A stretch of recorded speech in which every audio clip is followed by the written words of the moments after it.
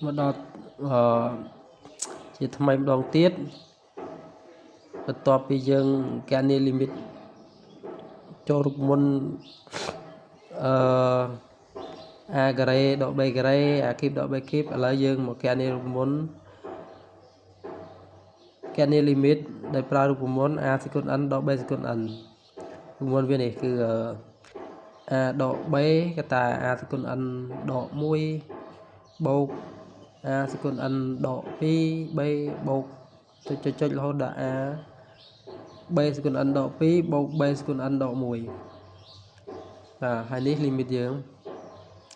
limit ឧទាហរណ៍ទី1 limit x ខត្រ1នៃ x សេគុន10ដក 7x បូក6នៅលើ x សេគុន20បូក 2x ដក3បើយើងចំនួនកន្លែងនេះ1សេគុន10 1ដក7គុណឲ្យ1ដក7អញ្ចឹង1ដក7ឃើញដក6ដក6បូក6 0អានេះ1សេគុន20ឃើញ1 2គុណឲ្យ1 2 2បូក1នេះ3 3ដក3 0អញ្ចឹង limit នឹងមានរាង0លើ0អញ្ចឹងដើម្បីគណនា limit ដែលមានតម្រងបែបនេះបានយើងត្រូវដឹងមូលហេតុថាកត្តាដែលធ្វើឲ្យ0គឺ x ដក1កត្តាដែលធ្វើឲ្យ0គឺ x ដក1អញ្ចឹងយើងត្រូវសម្រួលធ្វើម៉េចយើងរកសម្រួលកត្តា x ដក1នឹងចោលឲ្យបានសម្រួល x ដក1ចោលអញ្ចឹងដើម្បីសម្រួល x ដក1ចោលបានយើងត្រូវផ្ដុំធ្វើម៉េចឲ្យ limit នឹងមានរាង0លើ0ឧទាហរណ៍ថាកន្លែង x ស្វ័យគុណ10ពេលដែលយើងជួស1សេគុន10ឃើញ1អញ្ចឹងដើម្បីឲ្យចេញ0កន្លែងនេះគ្រូដាក់ដក1តមករបស់ដើមយើងគឺដក 7x យើងដាក់មកវិញដក 7x តែអានេះគឺបូក6អញ្ចឹងដើម្បីឲ្យបានបូក6ដូចដើមយើងត្រូវដាក់បូក7ហើយបានត្រូវដាក់បូក7ពីព្រោះបូក7ដក1វាស្មើនឹងបូក6នេះដូចដើមបាទឥឡូវយើងបានប៉ុណ្ណឹង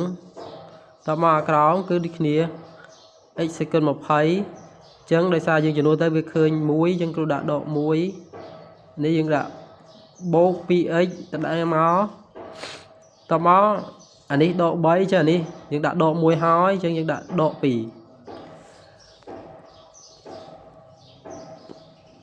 បន្ទាប់មកទៀតបាន limit x ខត្រ1ចានេះយើងចូលរូបមន្ត a សេគុន n ដក b សេគុន n ដោយសារ1យើងអាចសេថា1សេគុន10អញ្ចឹង x សេគុន10ដក1សេគុន10អញ្ចឹងរូបមន្តវាគឺ x ដក1កតា x ស្វ័យគុណ9ព្រោះអីអញ្ចឹង x ហ្នឹងគឺស្វ័យគុណថយចុះហើយ1នេះស្វ័យគុណកើនឡើង1នេះចាប់ពីតួទី2ទៅស្វ័យគុណ1ស្វ័យគុណ2ស្វ័យគុណ3ប៉ុន្តែដោយសារ1ស្វ័យគុណប៉ុន្មានក៏នៅតែ1ដែរអញ្ចឹងយើងមិនដាក់ទេយើងដាក់ថា x នឹងថយចុះមកគឺ x ស្វ័យគុណ8បូកនឹង x ស្វ័យគុណ7បូកនឹងចុចមកយើងសរសេរច្រើនពេកទេបូកនឹង x ចុងក្រោយបូកជាមួយនឹង1បាទហើយអានេះគឺយើងយកដក7ជាកតាយកដក7ជាកតាវាបាន x ដក1ទាំងអស់នឹងនៅលើ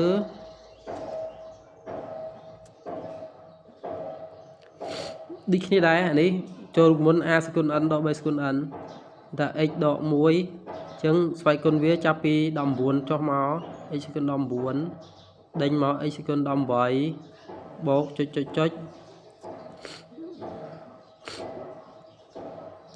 ហើយបូក x បូក1អញ្ចឹងអានេះដូចគ្នាយើងអាចទាញ2ជាកតា បូកនឹង2តើ x ដក1តមកខាងលើយើងមានកតារួមយើងគឺ x ដក1ដូចគ្នាអញ្ចឹងយើងយក x ដក1ជាកតាខាងក្រោមដូចគ្នាដែរយើងយក x ដក1ជាកតាដែរអញ្ចឹងយើងបានលីមីត x ខិតទៅរក1ខាងលើគ្រូយក x ដក1ជាកតាអញ្ចឹងអានេះវានៅសល់ x ការ៉េបូកx ការ៉េ x សេគុណ9 x សេគុណ9បូក x សេគុណ8បូក x សេគុណ7បូកចុចបូក x បូក1ហើយអានេះយើងទាញ x ដក1ជាកតាដក7ទាំងអស់ហ្នឹងនៅលើទាញ x ដក1ជាកតាដូចគ្នាសល់ x សេគុណ19បូក x សេគុណ18បូក